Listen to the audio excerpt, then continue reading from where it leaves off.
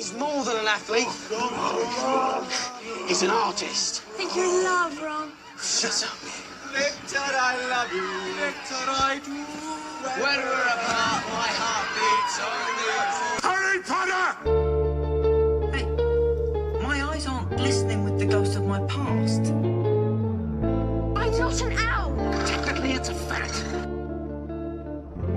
Ah, c'est magnifique. Kill the stag. I'm on a Marty Crouch! Behaving like a babbling, bumbling band of baboons. Well, Hermione. Oh, girl. Oh, well spotted. Can't we run away? Hello, everybody, and thank you for listening to Retold, the podcast where I retell you my favorite story of all time, Harry Potter. And we are back for season 4. Woo! All right, so if you're new here, thank you for joining us. I'm so excited to be back, so excited to be going through the 4th book, Goblet of Fire. What we typically do on this show is I will recap what happens in the Harry Potter books 2 chapters at a time. I have a co-host every episode. We go over our favorite lines, lore, behind the scenes stuff. So that's what you can expect. We also have some trivia. All right. We love trivia here. And yeah, at this point though, we may also be getting into our anime stuff too. That's right. We might have our first anime episode out. So typically, this is a fantasy podcast, but we are looking to expand. So who knows? Maybe that'll be out already at this time. If not now, very soon. But anyway, we're back. It's season 4. We finished up book Harry Potter and the Sorcerer's Stone, Harry Potter and the Chamber of Secrets, Harry Potter and the Prisoner of Azkaban, and now we are starting my favorite book, I know. The Goblet of Fire. Woo! With me today, I am joined by the lovely, the beautiful, wonderful, and amazing Bailey. Hey, It's my wife. it's been a while. Yeah, but here I am. here you are. And so, listeners, every single first episode of a season, I like to have my wife on, all right, because she deserves the first. She deserves the best. All right, I didn't do that on the very first episode of the show because we didn't think about it at the time. Yeah. But it is now a tradition to have my wife be the first guest on every episode. So today we're going to cover Goblet of Fire chapters 1 and 2, the Riddle House and Harry's Scar. Is that what it's called? The Scar? The Scar. Mm-hmm. Very good. So that's what we'll be talking about. But we have my wife here today joining me in studio, coming to you live. In studio, our living room. Yeah. Guys, we're doing YouTube versions now too. So if you want to actually see the video for this, check it out on YouTube. Mm-hmm. We've already done your fandom ID, but just a quick recap so the audience knows. What is your house again? I am a Ravenclaw That's right. through and through. Favorite book and movie? Oh, gosh. Well, you haven't finished the book, so you don't know. Yeah, yet. of the ones I've read, I think my answer has been that the third one is my favorite book. Mm-hmm. And then of the movies, I don't really. Oh, I think I said the 5th was my favorite. That's right. The 5th. Mhm. Yeah. Yeah. So Well, don't go back and fact check and then be like, wow, she doesn't even remember her favorites, because the answer is I probably just changed my mind. that's right. know? And you can do that. You have the ability to do that. That's right. Listeners, normally what you can expect for every single episode is I will do a short interview with my guest, but because my wife has been on several times already at this point, we're not going to do that part. But then we get into Quizzitch. All right. And Quizzitch is our trivia section. And then we will recap the chapters. And then at the end of those chapters, we will talk about our favorite lines from those chapters. We will also talk about the Transfigurations, which are changes that the movies made from the books. And then we will also talk about our Golden Snitches, which are lore drops, behind the scenes things that are mentioned in each chapter that the average fan might not know about. We do it all again for the second chapter, and then we wrap it up with our restricted section discussion and then that's the section where we try to not to talk about any throughout the episode, we try not to talk about any spoilers if we can avoid it. So if you're new to Harry Potter, you should be mostly safe. But in that section, that is the dark, dangerous section. All right. But anyway, baby, it's Quizzitch time. Yeah. All right. So listeners, again, this is the part of the show where I ask my Where co-host. Larry comes on and sings a specific song. This is the part of the show where my co-host and I, we ask each other 2 questions based on the information given in the chapters that we discuss. I keep track of those, of who gets more correct answers, me or my guest hosts. Every episode is a different guest host. I keep track, and at the end of the season, we see who got more correct answers, me or the guest hosts. Me representing myself, my guest host representing the world, because I pridefully think that I know Harry Potter better than anybody else. So far, I've been proven wrong twice. All right. I won with book 1. I beat the world for book 1, but in books 2 and 3, the world beat me. Barely, but they beat me. But we're here now. This is my favorite book. Things are going to be different this time. Yeah. So I I expect you'll hope. probably win this one. Otherwise, you're going to feel really embarrassed. I'm not going to feel too bad because it's only the first episode. All right. Oh, I mean, just mean at the end of the season. Oh, if yeah. you don't win. That's true. That'll That's be. true. But anyway, baby, ask me your first question. Okay. I had a couple. So, Mhm. okay. What is the name of the village pub at which the villagers gossiped regarding Frank Bryce? The Hanged Man. Good. Very good. Aptly named because the town is called Hangleton. Hangleton. Yeah. All right. All right, Bailey, your question. Oh boy. Why? Let me go with from chapter 1. Okay. How long does Frank think Nagini is? 9 feet? That is No. incorrect. What is it? 12 feet. 12 feet. Okay. Would you like an extra question? If you got one, sure. Yes, yes. Well, let's wait to see if I go through my Okay. chapters. Or see if because you already asked me a question. I was going to ask you. What's your next question? Okay. This one may be a little tricky. In what order does Harry imagine writing a letter to various people about his scar hurting? Yes, yes. It is somewhat tricky. So first, he envisions writing to Hermione. Mm-hmm. And then he has like a brief thought about writing to Dumbledore. But he's like, I don't even know what I would write to Dumbledore. And then he pictures writing to Ron. And then finally, he writes to Sirius. Okay, that is correct. Yes. Good. 2 for 2. Mm-hmm. All right, your second question. Mm-hmm. Why is Harry able to keep his stuff in his room? Because of the floorboard that comes up. He can hide it. Somewhat. So that's actually was a part of another question. The other question was going to be, where does he hide the letters? Okay. So where does he hide the letters? Well, in the floorboard. In the floorboard. But why is he able to keep them this time around, though? Because the Dursleys usually say, like, keep all his stuff from him. It's because, isn't it because I know that this affects other things, but they're afraid of Sirius. That's correct. Yeah. Ding, ding, ding. Okay. Yeah, usually he tries to keep the stuff away from them, but He's got a crazy godfather he's got a crazy now, godfather that he so- conveniently didn't mention Yeah. was innocent, actually. Yeah. So you got that right. Yay! So 2-1. Okay. All right. Very good. Not bad. All right. Off to a good start. World. Off to a better start. Me. Yeah. But audience, your Quizzitch question for this week is, how old was Frank when he died? If you know the answer to that, you can write into theretoldpodcast@gmail.com or message me on Instagram at theretoldpodcast. So yeah, Bailey, do you happen to know the answer? Are you going to cut it out? I am going to cut it out. Yes, we cut that part out. Bailey knew the answer. It was wonderful.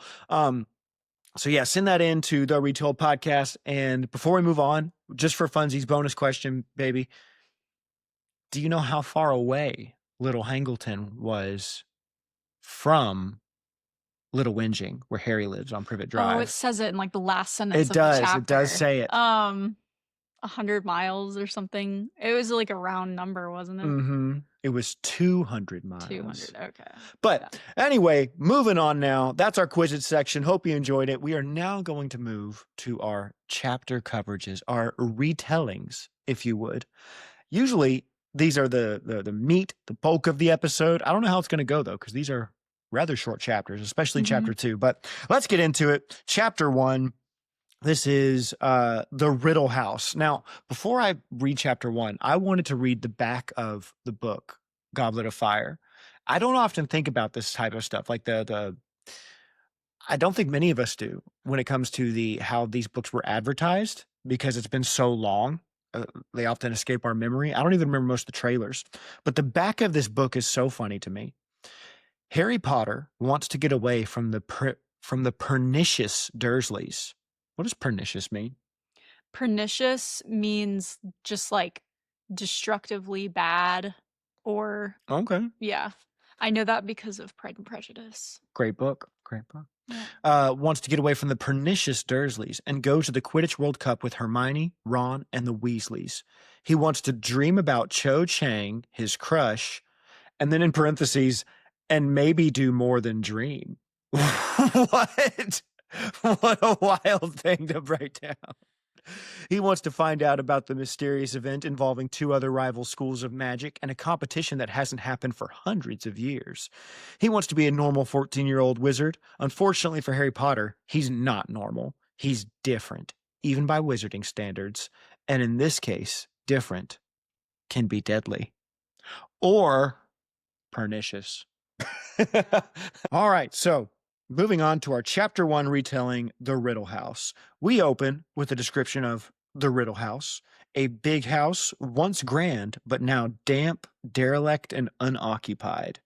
I also liked how it said everybody got together and said it was, in parentheses, creepy. Like as if that was an incredible attribute to describe to the house. It was creepy. Located in the town of Little Hangleton, which is full of gossips, something crazy happened 50 years ago, which means Frank Bryce was, I can't say it, but he was like in his 20s when all this stuff happened, when like the murder of the Riddles happened, which was kind of crazy. Yeah. But apparently, one day, 50 years ago, the 3 inhabitants of the Rizzled house, so named Mr. and Mrs. Riddle and their son Tom, were all found dead.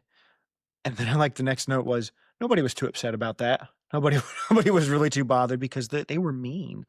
But the rest of these townspeople are kind of mean in general anyway. People just wanted to know who did it. And like, I don't care who killed him. Or sorry, I don't care who died. I want to know who killed him. And this, I wrote down, this gossip sesh is crazy. So the cook comes in, the cook for the riddles, and says that it was Frank. And I loved this scene because everybody's like, no way it could have been Frank. And then as the scene goes on, like, it was definitely Frank. Yeah, as the scene goes on, everybody turned on him. Yeah. Like, what was it? Such good social commentary, by the way. Yeah, and that's usually what people bring up when Mob talking about this mentality. incident. Yeah, and JK poking fun at that. But one of my favorite sayings is something along the lines of like, and they turned on him quicker than Peter turned on Jesus. Like, that's basically what happened here. So because the cook comes in and says, well, he had a key to the back door and the door wasn't bursted open, and we don't know what Alohomora is, so it's got to be Frank. And everybody's like, checks out. Frank swears that he's innocent, though. And even though nobody believes him, he is let go by the police because they got nothing on him. So take that, Dot, you mean old lady. The what's it called when they check the body afterward? What is that word called? The autopsy. The autopsy. Autopsy that they My brain died is of. shrinking. It's That's fine. right. We're actually recording this episode a good bit ahead of time because you're pregnant. Quite. Yep. Gonna be having a baby soon. Yup. We're very excited about that. Very soon, people. I'm gonna be a dad. But anyway, the doctors said that really the Riddles were just some scaredy cats. All right, that's all. They just died of fright. So Frank comes back, and new owners come and go from the residence. He keeps doing the yard work for them, the gardening. He's just pulling a Samwise Gamgee. All right, Yep. just doing gardening. I was just trimming what is it? Trimming the hedges. Oh, a little late to be trimming the shrubbery. Whatever Gandalf says. I do like that it says that the newest owner at the time of, like, in present day Harry Potter, just has the house for tax reasons, though nobody Yeah. was sure what that meant.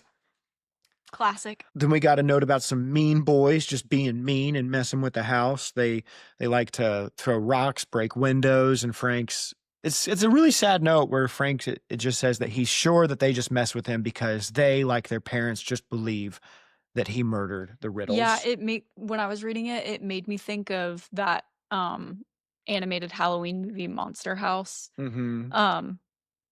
That movie is so. I wonder if it aged well. I haven't seen it in years, but I always just picture the freaking lady getting covered in concrete, and it all like that terrified me, gave me nightmares. oh yeah, Mhm. for sure. That was probably one of the scariest kid movies that came out, other than maybe Coraline. Like those two go together in my head because they are actually scary. So, Indeed. But yeah, and there's a mean old guy in that movie, right? well, Like because that? he's the homeowner and Mhm. the kids, he's like, get off my lawn, but in a really creepy way. But he's really like protecting them. Well, yeah, isn't he? you find out later that like he does that because if someone is on the house's property, then the house will like lure them in or can even grab them and pull them in. We should rewatch that movie. Give it a chance. I would so be It'll down. be our. It could be our daughter's first movie. No. No, that's Watch gonna it next Halloween. that's gonna be Goblet of Fire, her first movie. Okay. But anyway, so one night he's sleeping at home and he wakes up. Oh, this was going to be a potential Quizzitch question. Why does he wake up? Because his something aches, like Yeah, like an old injury. His bad leg. Yeah. His bad leg was hurting him. He notices a fire going up in the house and he thinks it's those boys up to no good again. And then whatever I said, like a boss, he says he ain't calling the police. Oh, that's right. He's like, he doesn't have a phone. He doesn't like them. Yeah. It is a sad thing though. He's like, I don't even trust them though, because of what they did to me years ago, which is a solid reason. But 50 years is a long time. That's true. It's probably not the same police officers Definitely anymore. not. Anyway, he does some sleuthing, and we just learned where that word came from. You know, a sleuth of cats, right? Is that what it was called? No, you're thinking skulk of foxes. Oh, No. I'm sad now. He does It's it. okay. He does some skulking, all right, which comes from a skulk of foxes. That's Very right. good. Yeah. But he skulks up to the house, all right, and sneaks in through the back door covered in ivy, which I thought was interesting because the entrance to Hogwarts when the first years go in was also covered in ivy. That might not, it's just a silly connection. But anyway, he goes into the kitchen, heads upstairs, and he stops at the door because he hears some voices. And who are they? It's Voldemort and Wormtail. And they're just having a little chat by the fire. Yep. Their conversation, it's definitely menacing. Like it's skin crawling and deeply upsetting, especially for Frank. But when viewed a certain way, it's also like really funny. Okay, I was wanting to talk about this because I'm going to start with a question because you got the benefit of reading this kind of as a kid-ish, more of a kid than you are now, I guess. When you read this for the first time, did you interpret it as really scary and intimidating? Yeah, so this is a good question because like books 1 through 3, I don't have much of a memory reading them the first time. Okay. But this book I do. I do Yeah. remember what I thought the first time I read it. And yes, it was like creepy. Okay. So as a kid, it came across as creepy, but as an adult reading it now, they Yeah. come across as an odd couple. Yes. Of like freaking Voldemort when he says, Quidditch. well, especially the just part where he talking about- says, Voldemort says, I see you flinch when you look at me. I feel you shudder when you touch me. It's like a loveless marriage. You don't going- look at me. So yeah, such a loveless marriage that they have. Yeah. I also enjoy. You just want to leave so you can cheat on me. Yeah, that's basically what he says at one point too. Yeah. Well, and like the silliness of the conversation about the Quidditch World Cup just feels so. It's like it feels wrong for Mhm. Voldemort to be talking about the Quidditch World Yeah, Cup. and I do like. Yeah. My other note was I also enjoy Frank being confused at the wizard words. And Yeah. there's that one point it says he takes a gnarled finger and tries to get the earwax out of his ears. And then when they say Quidditch again, there's in parentheses, he dug his gnarled finger even deeper. But anyway, To follow their conversation, Voldemort says that he has a plan, but it will have to take place after the Quidditch World Cup and that it requires Harry Potter. Wormtail says, "Are you sure about that? Like, I could go get any wizard." And we'll talk about a little bit about this in the restricted section, but he's like, "I could go get any wizard. You know, it doesn't matter who." Wormtail says, Voldemort accuses him of trying to run away, trying to cheat on him, you know. You don't love me anymore. That's right. And I love the cowardice line. You know, we brought that up too. Is that in your favorite lines? No. It's in my favorite lines, so I'll skip past it. But it's essentially along the lines of Voldemort saying, like, "You're not loyal, you're just a coward." Voldemort then says he could use another wizard, but he has reasons for picking Harry. Again, listeners, stick to the restricted section if you want to hear that. So they start talking about Bertha Jorkins. There's who's some ministry wizard that they got some important info out of. We also learn that afterwards Voldemort killed her, and even Frank is bothered by how cold and unfeeling Voldemort is when he's discussing this, because it is. Like, it's really creepy, the dialogue talking about Bertha Jorkins. Like, I remember at one point Voldemort says something like, he's gaslighting Wormtail, and he says, "I had to kill Bertha Jorkins. I don't have to kill you." But Voldemort reassures Wormtail that they just need to commit one more murder, and that's it. It's also funny that they use the word murder because it's like, it's one of those things that distinguishes Harry Potter from a lot of the newer things of not allowing a villain to just be pure evil. And it's like, it seems almost we've been conditioned to associate that with childishness. And so when they were talking about that and using the word murder, like, "We're going to murder," it's like part of me was like, "Oh, that's kind of childish." And then I thought about it and I was like, no, it's not. Yeah. Like, our culture now kind of treats it that way, but you know, it's I was thinking about this too, and we'll get to it in just a second, but you know, people will critique the villain who's evil for the sake of being evil, which Voldemort is a little bit. There's more to him than that, but not in especially this scene. well, actually, I think upon reading this chapter, even still, he came across as such a good villain to me. Especially when we get to the section we're about to get to. So anyway, let's get to that section where Voldemort starts getting more menacing. Voldemort reassures Wormtail that they just need to commit one more murder. That's it. And at this point, Frank is like, "I need to call the police." But before he can move, Nagini shows up. And how long is she? 12 feet. 12 feet. And in my notes, I wrote the 12-foot Burmese python because there's 20. I know, but it's 12 in the book. But there's a guy on Instagram we like to watch.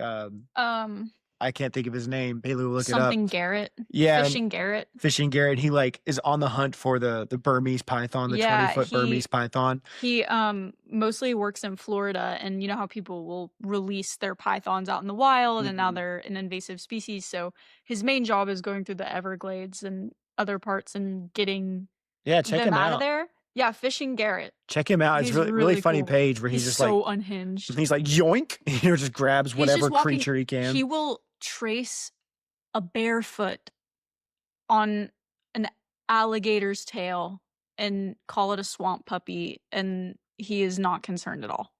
He will poke the most venomous He's a true Florida spider. man. He's a true Florida man, but like not like weird or you know what I mean. He's you know not what a criminal. Yeah, that's what I'm kind of getting at. But anyway, so Frank, however, is not Fishing Garrett because he was pretty scared by this.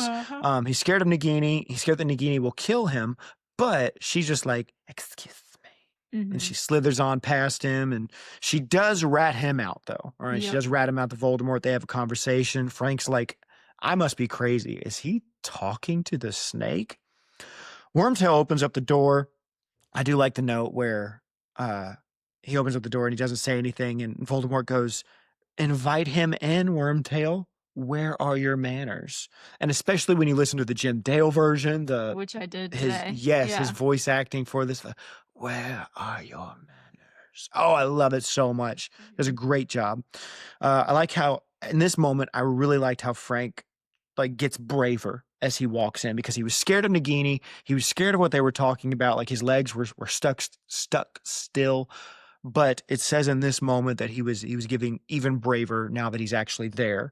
And it was a good contrast with Wormtail, who's a coward, and they talk about what a coward he is. You know, and Voldemort calls him a muggle. He's like, "What'd you call me?" And I like it. It also said, while Frank is like upbraiding Voldemort, he essentially says, it says he has like a stroke of inspiration. He's like, "And by the way, my wife knows that I'm here. All right." And Voldemort goes, You have a wife. "Hey, you don't have any wife. Don't lie to me." It made me think of when he says, "Nobody knows you're here." Made me think of the Gollum line of, "You don't have any friends. Nobody likes you. Go away." That is what it reminded me of. But anyway, Frank tells Voldemort to face him like a man. And Voldemort has a really cool response. All right. And it's like, again, Voldemort's evil. We don't like Voldemort. I'm not saying I like Voldemort. I'm just saying it's really well written. It's menacing and it's intriguing to read of him just being like, but I'm not a man. ... I'm something much great. Yeah, much more. And then I like ... But then again, why not? And so he has Wormtail turn his chair around. Frank sees him. Frank is horrified, and the chapter ends with Frank being killed by Voldemort, and Harry waking up 200 miles away. Yay, that's the end of the chapter. So now, listeners, we're going to move on to our favorite lines of the chapter. So this is the part of the show where we talk about lines that stick out to us the most. So in Harry Potter and the Goblet of Fire, Chapter 1, Bailey, what was your favorite line? What were some of your favorite? We'll bounce back and forth. What's your first one? I apologize. This is not in chronological order, but the first one that I actually wrote down was when Frank first steps into the room and then gets brave. "What's that you're calling me?" said Frank defiantly. For now that he was inside the room, now that the time had come for some sort of action, he felt braver. It had always been so in the war. And it was that last part that made me really like it. So yeah, that's also one of my favorite lines as well, especially in contrast to this line about Wormtail, which is one of my favorite lines. "Your devotion is nothing more than cowardice. You would not be here if you had anywhere else to go." I love that line. It makes me think of, some people try to turn cowardice into a virtue, and there's this concept of if you're weak, that's not really admirable, but if you are a strong person who chooses nonviolence, that is more admirable. A lot more to say about that, but that's what that made me think of, just that concept of how there is no real virtue in being harmless. And in what Wormtail does in showing loyalty to Voldemort. Not even to Voldemort. Voldemort's like, "This isn't impressive, my guy. You had nowhere else to go." So that was one of my favorite ones. What's another one you have? This one was kind of like toward the beginning with the exposition of just the history of the Riddles dying, with the autopsy. In fact, the report continued, in a tone of unmistakable bewilderment, the Riddles all appeared to be in perfect health, apart from the fact that they were all dead. I love that line. It's so good. Yeah, it's like, they look just fine, except they weren't. Yeah. It's a good use of an M dash in that sentence. It's just my good. English teacher wife, everybody. Leave me alone. Another one of my favorite lines, moving through, when Wormtail says that he found Voldemort, he's talking about his usefulness to Voldemort. He's like, "I was useful. All right, I found you. I was the one who found you. I brought you Bertha Jorkins." And I like this line from Voldemort. Again, we get a lot of great characterization of Voldemort in this chapter. He says, "That is true," said the second man, sounding amused. "A stroke of brilliance I would not have thought possible from you, Wormtail. Though, if truth be told, you were not aware how useful she would be when you caught her, were you?" And then later he says, like Wormtail tries to deny it, but he says, "Liar," said the second voice again, the cruel amusement more pronounced than ever. Like, here's this guy, Wormtail, who is the only useful person to Voldemort right now. And Voldemort is so wicked that he is having fun making fun of this guy right to him. It's The guy who he's completely dependent on right now. Yeah, it's a really good. Yeah, and he even points that out. He's like, Yeah. "I need you, or I'm gonna die. So stick around." And just the confidence of Yeah. him to be able to say that. He's so sure that Wormtail has to stay with him. I really like that line and that characterization of Voldemort. But anyway, that was all the favorite lines you had, right? For this chapter, For yeah. this chapter. Mhm. My last one, was the one you said already. So that's all of my favorite lines too. Now moving on to our Transfiguration section. In the Transfiguration section, we talk about differences that the movies made from the books in Harry Potter. So in the first chapter of Goblet of Fire, some of the big changes, there are lots of lore omissions. Okay, in the book, we learn a lot about Little Hangleton and the towns members and all that. There's none of that mentioned. We don't get the scene of the townsfolk meeting at the hanged man. They don't have their gossip session. We don't get the backstory of Frank being a war vet or the Riddles and they're murdered. None of that takes place in the movie. Also, Frank doesn't have a walking stick whenever he goes into the Riddle house. So in the book, it makes mention several times how wet and slippery his hand is with sweat, but that's not, or the book says that, but that's not in the movie. A third character is also in the room in the movie. In the movie, it's not, in the book, we just had Wormtail and Voldemort in there, and then later Nagini shows up. But in the movie, there's one more character that is in there. I'm not going to spoil it because that's a major book spoiler for what comes later. There's one more person in there. Frank also never enters the room in the movie. In the movie, Nagini says, like, we have the Muggle caretaker standing just outside the door. Wormtail opens it up. And this is also a difference. In the movie, in the book, he looks terrified, makes mention of how scared he is. But in the movie, he's like, has this evil smile. Yeah. And he's like, oh, you're about to get it. And he like steps aside. And that's where, again, Voldemort doesn't say, where are your manners? He says, step aside, Wormtail, so I can give our guest a proper greeting. Also a good line. Yes. And then the greeting is him being killed. Yeah. And yeah. So anyway, final change. There is no mention of Bertha Jorkins in the movie. It's just Bertha is just a book character. So yeah, that's all of our transfigurations for chapter 1. Moving on now to our Golden Snitches. And these are lore grabs, behind the scenes things, little tids and bits, things that the average reader might not know about. So the first one, Frank talks about him being a military vet, but it would have been from World War II. That was the war that Frank was a veteran of and seemed to have PTSD from. The other one is that I looked up Great and Little Hangleton to see if they were real places. They're not. But let me do a little screen share. Pull it up here. I looked up Little Hangleton, not a real place. However, some people have tried to find where it could be because Surrey, where Harry lives, is a real place in Little Whinging. It says Little Whinging, if you look this up on the Harry Potter wiki, is in the far northwestern corner of Surrey, since Harry had traveled there by way of Paddington Station. A circle drawn of 200 miles, like around Surrey, would place you probably somewhere in the ocean. But that's the main part of it. But the line also crosses some parts of Wales, York, Cornwall, and Middleborough, indicating that Little Hangleton is located somewhere in the midsection of England, though it is unknown exactly where the village is located. So that's a little bit about Little Hangleton. I'll move us over here right now. Our other Golden Snitch is frightened to death. I looked up frightened to death. Could a person actually be frightened to death? Oh, probably. The answer is yes. Yeah. Yeah. So in the book, it talks about how it's not a thing.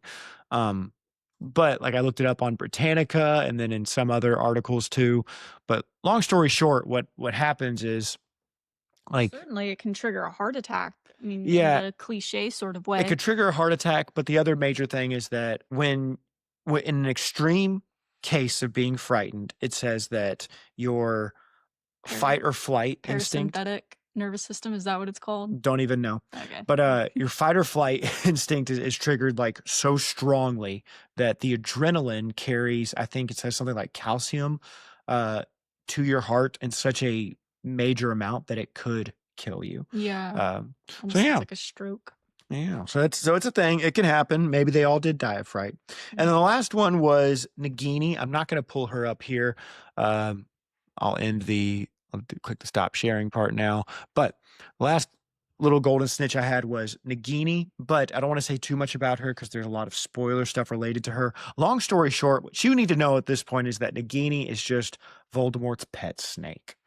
Yeah, and I'm interested that you didn't necessarily bring up how it seems like, and this is regardless of what is confirmed later, just the way that it's described, that he is feeding off of her venom. Yeah, so And that's a good thing to bring up. It talks about Yeah. milking a snake. And so to milk a snake, if you've never heard that expression before, all it means is to get their venom out. Yeah, by the fangs, right? But he is like, that's what Wormtail is feeding him. Yeah, Nagini's venom. Yeah. And I know this isn't probably a golden snitch, but I guess it's kind of close. One thing that I love about this chapter is that the opening chapter of one of these books is not Harry. Yeah, no, that's a golden snitch to mention. Okay, cool. And like the thing that I love about that is because the series grows up with its audience, I feel like with the fourth book, it's like getting to the midpoint, you know? There's a level of maturity and seriousness that brings, and it treats the reader like they are ready for that. Because if you start reading it at 11 years old, and then by the time you get here, you know, you're in your mid-teens, and it's like you can handle this more third-person, omniscient narrator that brings in these other elements, and you will find that interesting, and you will be able to follow and appreciate it, even though the main character isn't directly involved. Yeah, it's a good test of maturity. Yes. And like almost kicking them out of the nest. I like that. Yes. Good take. All right, now moving on, listeners. That's all our golden snitches. We're going on to chapter 2, The Scar. Do you need a break? Okay. Cool. Chapter 2, The Scar. It's time for the welcome back, last time on chapter, because we got to have that in just about every book. And what I mean by that is the chapter of the book near the beginning that usually kind of like recaps everything that's happened up to this point. Usually the first chapter, but not this time. But because of a cool golden snitch, isn't it? So Harry wakes up with his scar hurting something fierce, and he goes and he checks himself out in the mirror. He's 14 now. Yay! I did find it interesting. This is the first book that we don't get to go through his birthday with him. You know, usually it's already passed. Yeah, it's already passed at this point. There's references to his birthday cards in a little bit, but his birthday's already taken place at this point. So he's 14 now. He tries to remember the dream, but he cannot, sadly, which I get that. All right.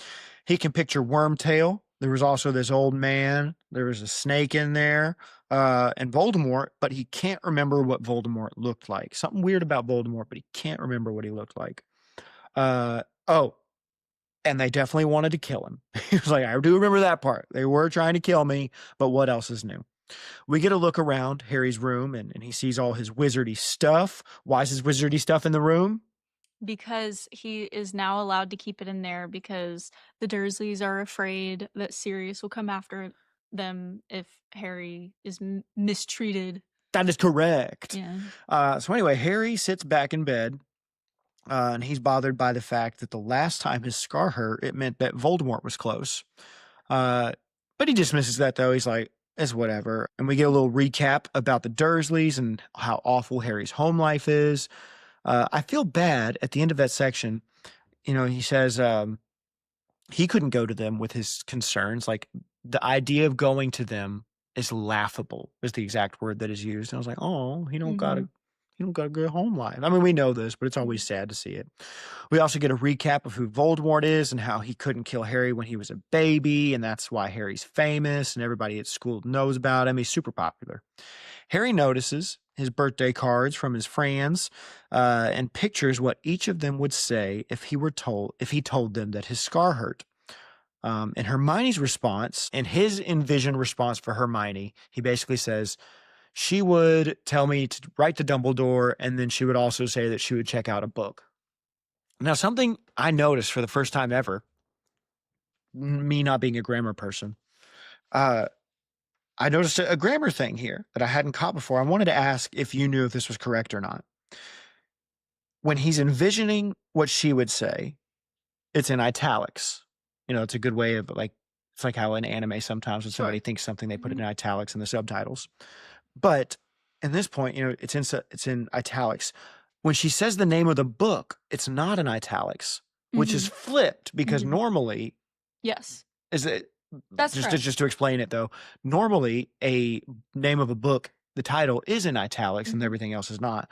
But whenever you write like this and you intentionally put everything in italics and you say the name of something, is this the correct way to handle it? Yes, just like how if there was an internal monologue about where something was in italics, and then you might have one word that would have been italicized for emphasis, you don't italicize it so that it sticks out still as a form of emphasis. Yeah, I like that. So That's it like interesting. negates. And then in the because the inverse happens in the very next paragraph, because the very next paragraph is written regularly, but whenever he brings up common magical ailments and afflictions, again, it's in italics that time around. So I thought that was interesting. But anyway, so after Harry thinks of Hermione's response, he pictures Dumbledore hanging out on the beach. He's trying to like think of him laid out in all his wizardy garb, but also rubbing suntan lotion into his long crooked nose. There is many fan arts and fan fictions about Dumbledore doing just that. And there was also some allusions to it because, you know, they're filming the new TV show right now. And Lord Farquaad, that actor, you know, he's playing Voldemort and not Voldemort, he's playing Dumbledore in the new show. There's scenes of him walking on a beach. And that's not anywhere in the first movie. So it's kind of odd that that's happened. But anyway, people make that connection. Anyway, he thinks of Ron's response, which is just kind of like, oh, not a big deal, right?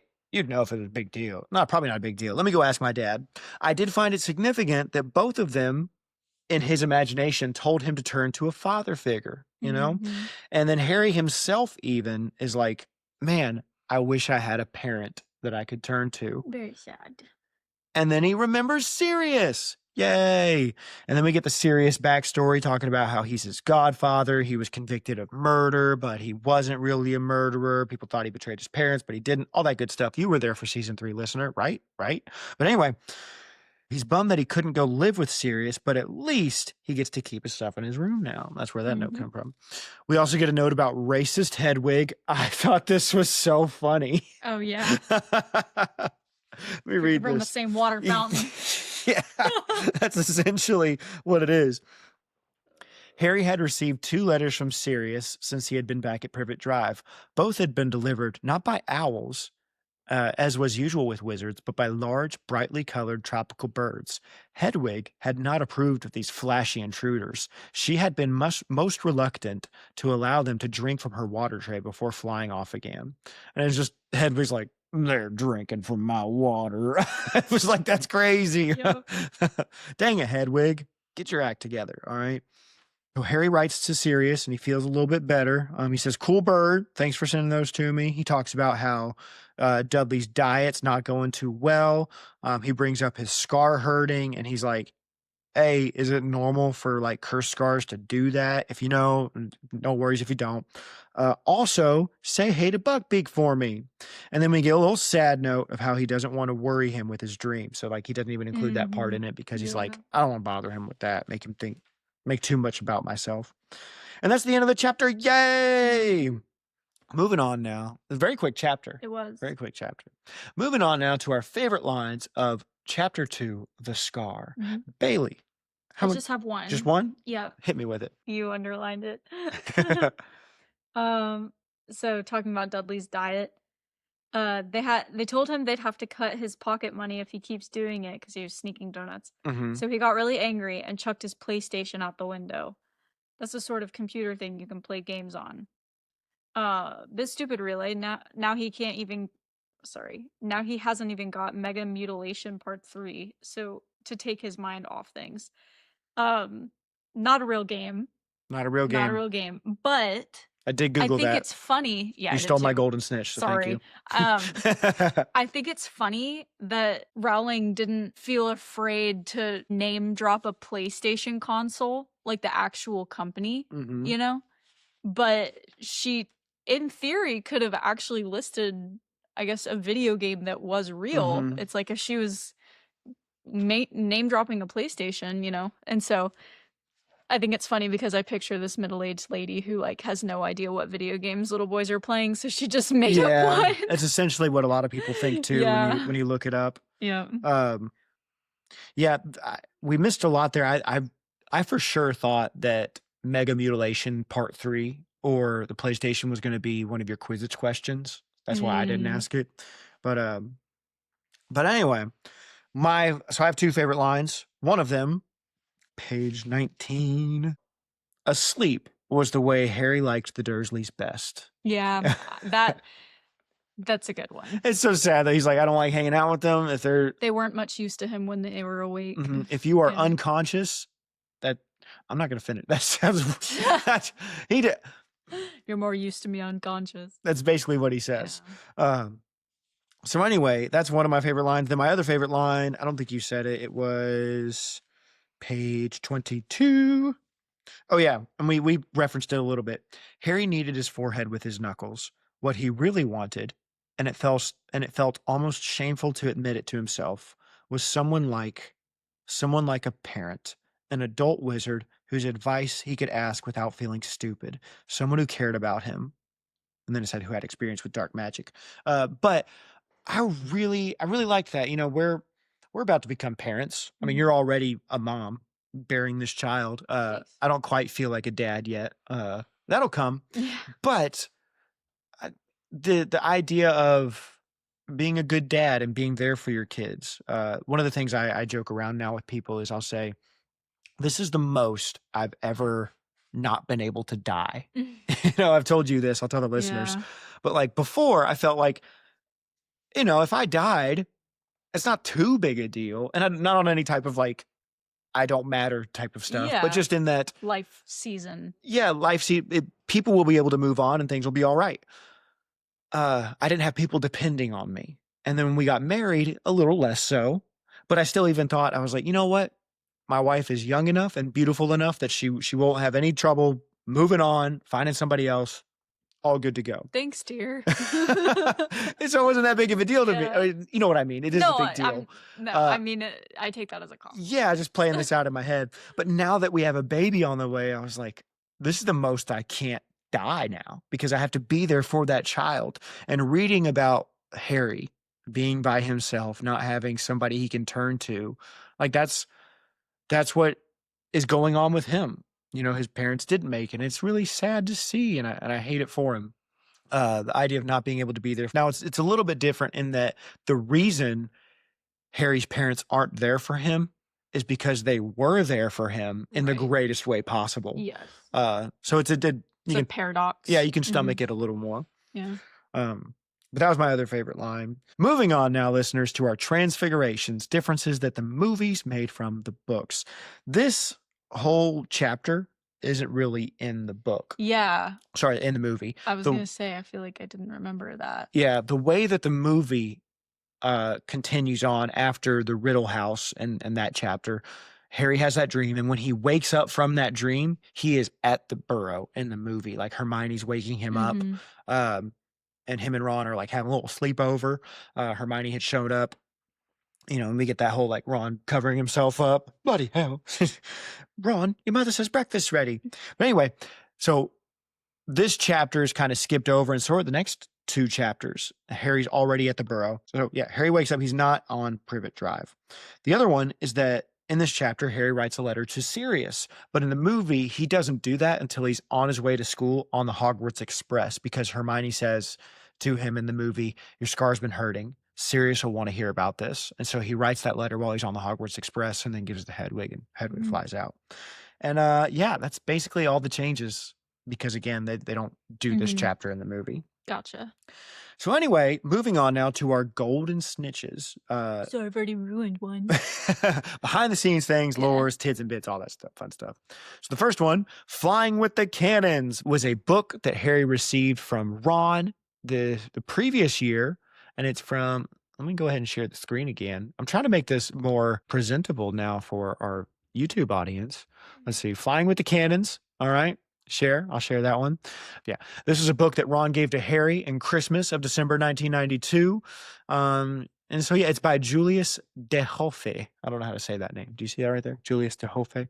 But it's a book about the Chudley Cannons. And yeah, that's about it. The other Golden Snitch I wrote down common magical ailments and afflictions. There's no information about it. It's just a random title drop. But it's interesting that in this book, we get the mention of Flying with the Cannons, like I just said, because it was a gift from Ron the previous year. Sorry, 2 years ago. But we also get the mention of Hermione's eagle feather quill. It's just said. And I thought that was cool because, did I make a note here? No, I didn't. But anyway, I thought that was cool because it was also mentioned in the first chapter of last book. So he's been like actively using this. This has been a good gift. For me, it's really cool. Like one of the greatest compliments you could ever give is when you give a gift to somebody and they consistently use it. Hermione got Harry this eagle feathered quill and he keeps using it. And I thought that was sick. Good job, Hermione. Anyway, the other one that I had, this is funny. The PlayStation. It's funny that the PlayStation is mentioned in this chapter because that is anachronistic. The PlayStation had not come out yet.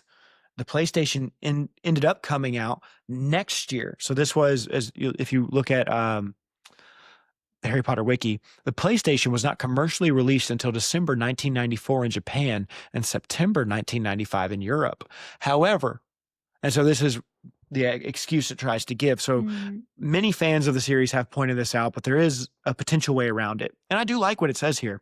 However, prototypes were made available to game developers before December 1994, some of which ended up being sold to private consumers.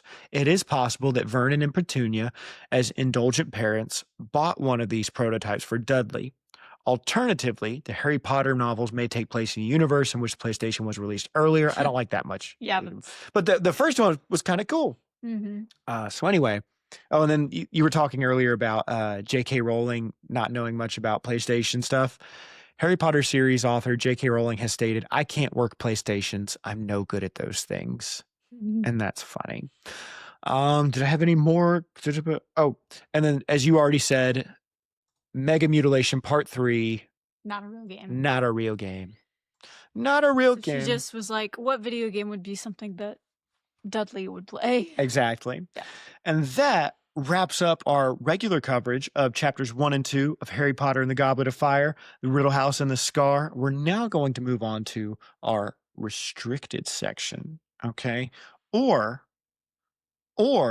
every book, I always come up with a fun little alternative name. Also known as the Graveyard. Okay. Ooh, because that's where it goes. You know what I'm saying? It goes to graveyard. Anyway, just spoiled it. I'll edit that out. Also known as the Graveyard. And so, listeners, if you do not want any spoilers, if you don't want to hear about anything mentioned later in the books or mysteries revealed, get out of here now. Thank you so much for listening. We're looking forward to having you back next week for chapters 3 and 4. But for everybody else, stick around for some juicy spoiler talk.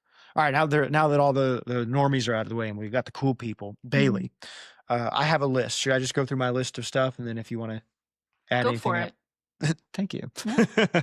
So first, it mentioned that Frank, when he was talking to the police, it said that he saw a pale black-haired kid and that nobody else saw him that day.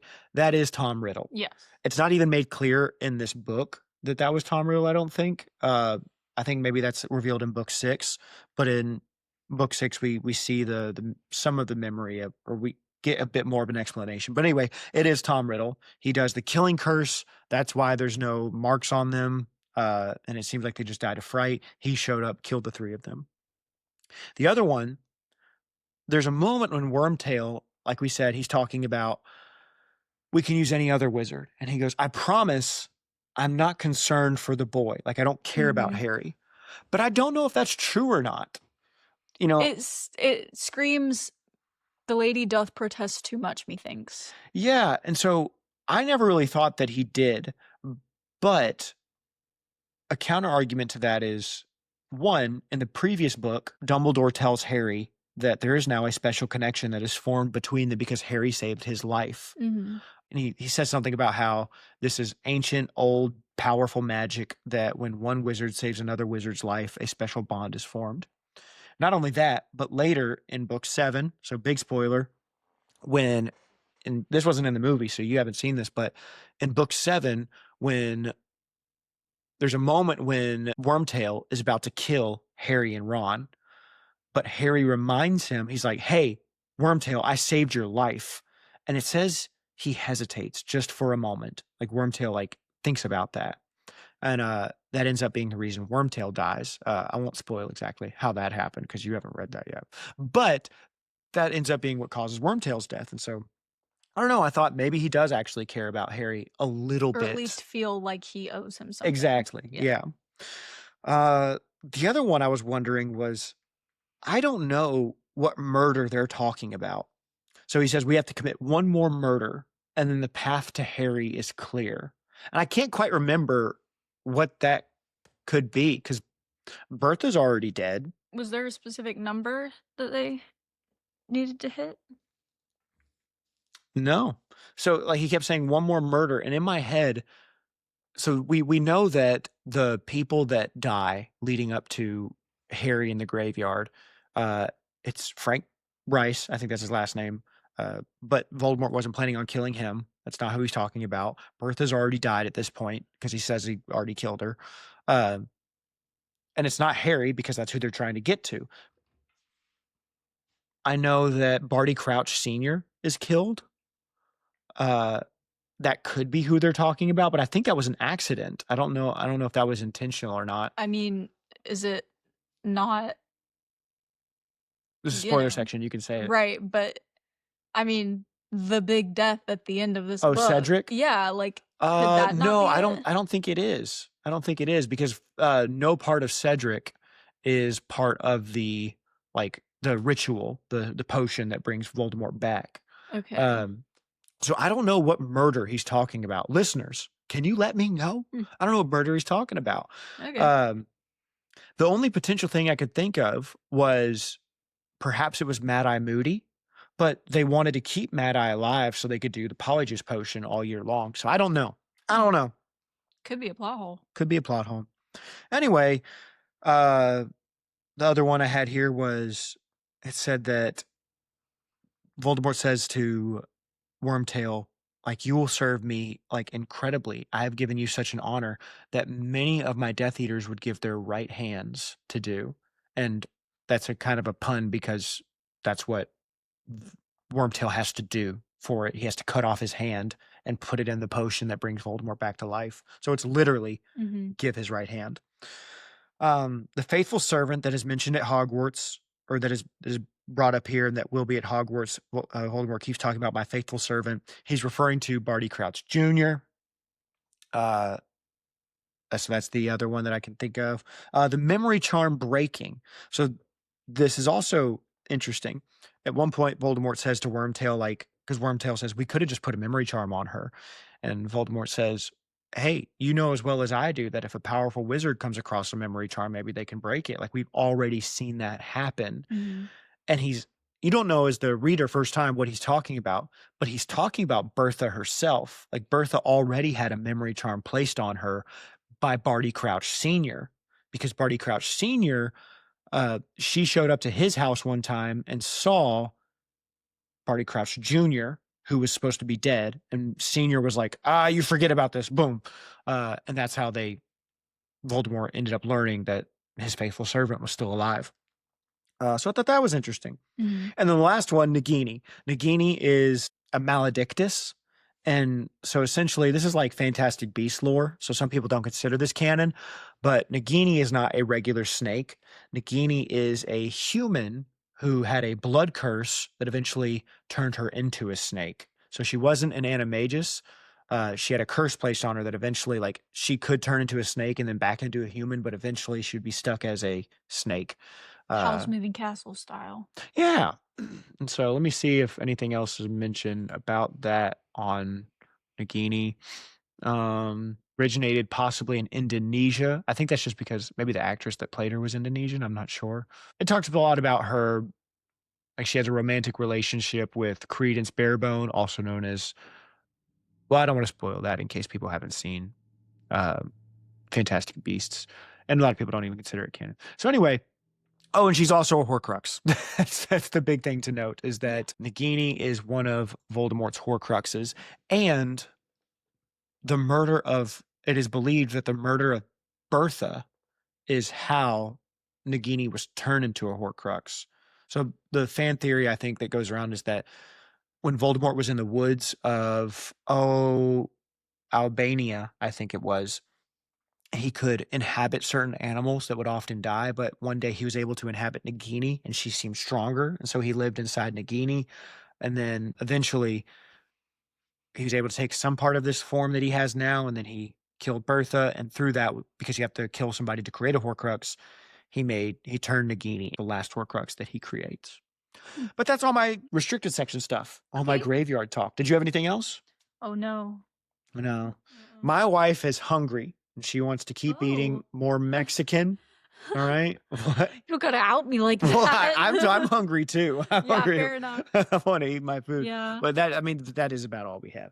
So that's it. That's it for our first episode of season Yay. 4. Listeners, I hope you enjoyed that. I'm so excited for the rest of season 4. Like I've been saying, we have some awesome guests lined up. Can't wait for you to hear from them.